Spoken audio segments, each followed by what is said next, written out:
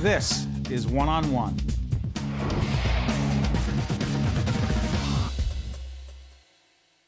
There he is, Ryan Miller, the producer of Ryan's Heart. How you doing? Good. I'm glad to be here. Thanks for having me. It's a pleasure to have you. I saw you with our colleague and friend Mike Schneider on our sister program, NJ Today. Set this up for us. You were profiled with Mike and NJ Today because you produced a documentary called Ryan's Heart. You had a serious heart issue. Describe it. It all began when I was a junior in high school. I had a condition called hypertrophic cardiomyopathy, or HCM. And you're a very good soccer player. Yeah, I played soccer, and I was in the middle of playing, and I had gotten sick. So we went to the hospital, you know, and then we actually discovered that my heart had gotten bigger. Right.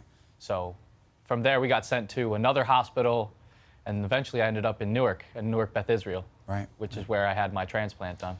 So, as the story goes, you're looking for a heart transplant. You're on the list. And you're losing faith at the time?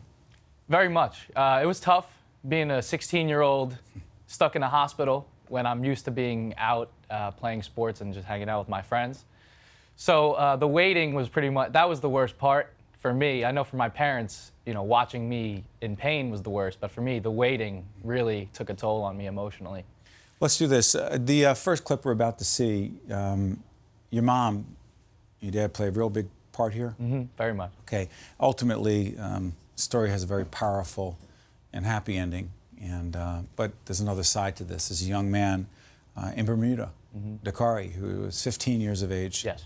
And tragically dies, but a heart becomes available. But we're about to see a clip from Ryan's Heart. And by the way, Ryan Miller produced this, and it's powerful stuff, and he's a terrific young man, and you'll see why right now.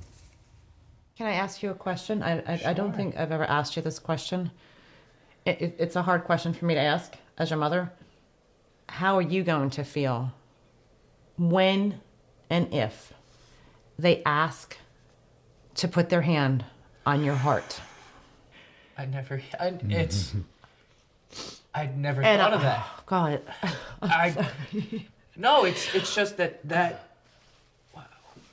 I never once thought of that. God. I'm just gonna embrace it. And so I want that, you know, I want them to, if they want to feel Jakari, I want them to be able to feel him. Were you surprised your mom asked you that? I was very surprised that she asked me that because, like I said, I had never thought of that before. I had never even considered it. And when she asked me that, it struck me that, you know, a part of me, a part of their son was living inside of me. So. Ryan, why did you want to go meet the donor family? I wanted to meet them because I felt like we owed it to them. I felt like, personally, I owed the family a little bit of closure.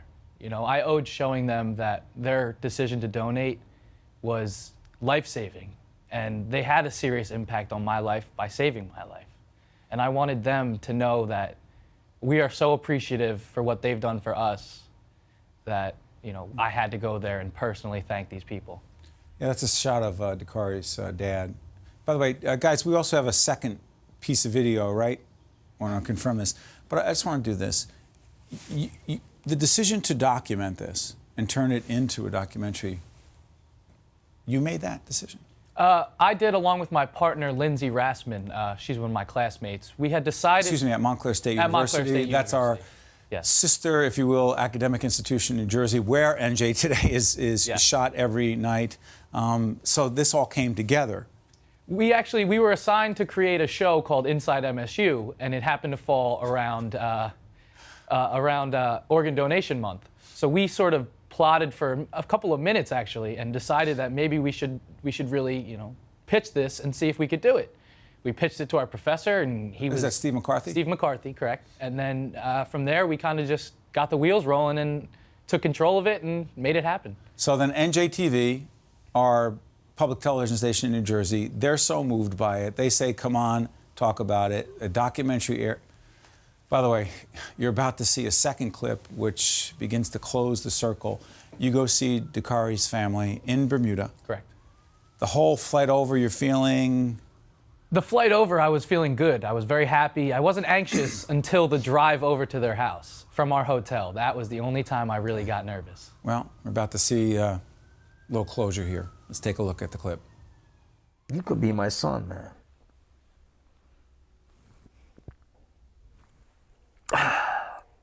Because you got my son's heart, and I know it's beating inside of you, and I love you dearly because it's beating in you. It's gonna be, everything is gonna be all right. You're gonna be part of me all my life. I don't care what it takes. I want to make sure that you're all right, man. Your mom and dad are there for you. Well, I want you to know that you got another mom and dad, man. And anytime, man, for anything, man, if we can help, we're here. You know, we love you.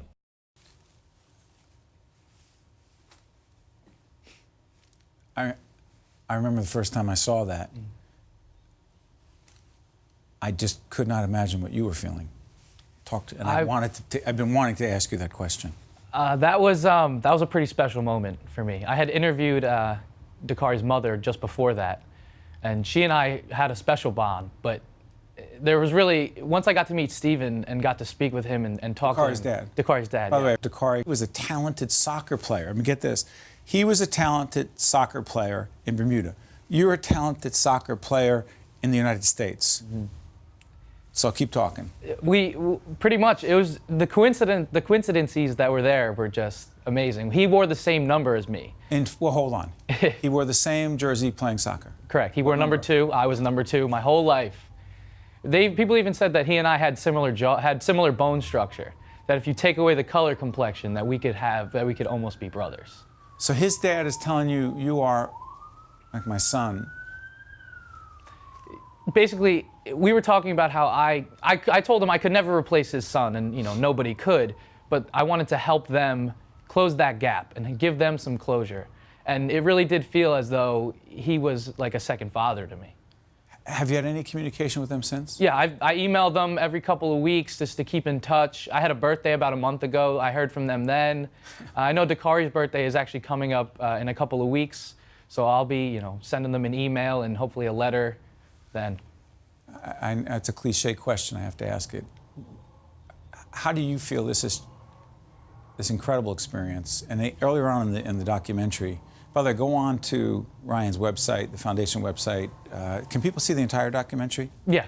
Okay. They can see him on YouTube. They can search Ryan's Heart, NJTV, NJ Today. And by the way, it's also a 3-part series. You can see the whole thing. Earlier on in the documentary, and I see it doesn't look like you're going to make it through this whole thing. You go through the whole thing. The biggest impact it's had on your life and the way you see life is that I can't take anything for granted. I was on my deathbed, and I was given a second chance. I was put through a lot emotionally, physically, mentally, everything. But I got through it, and it proves I can get through anything. And there's no reason to hold back anytime. So every day I live it like it's my last. And the Sharing Network. Tell us about the Sharing Network. The Sharing Network is the organization that organizes organ donation to actually get the organs from the donors to the patients. They also were the liaisons that get the donor families in contact with the recipient families. So they put us in touch, and I got a phone number and made a phone call to Dakari's mother. It's so funny. You get a chance to see someone on the air, particularly on a program that on NJ Today is something we're very much connected to, and you say, I want to meet that young man, and then you get a chance to talk like this, and you far exceeded what I thought it would be like to meet you. And so we're all proud of you and rooting for you, and you have had a great impact, and you're going to have an even greater impact, and people will be moved by this. So thank you for coming into the studio. Thanks for having me. I appreciate it. Ryan Miller, the producer of Ryan's Heart, but more importantly, a terrific young man with a bright future. Thank you. Thanks. This is One on One. Stay with us. We'll be right back. Thank you. One on One with Steve Adubato has been a production of the Caucus Educational Corporation, celebrating 25 years of broadcast excellence. This special edition of One on One with Steve Adubato is brought to you from the Tisch WNET studios at Lincoln Center. Funding has been provided by Hackensack University Medical Center, Berkeley College, TD Bank, Qualcare Inc., a local managed care company covering 750,000 New Jersey residents. The law firm of Gibbons PC. And by Verizon Communications. Promotional support provided by the Star Ledger and NJ.com, Everything Jersey. And by the New Jersey Business and Industry Association and its monthly magazine, New Jersey Business. Transportation provided by Airbrook Limousine, serving the metropolitan New York, New Jersey area.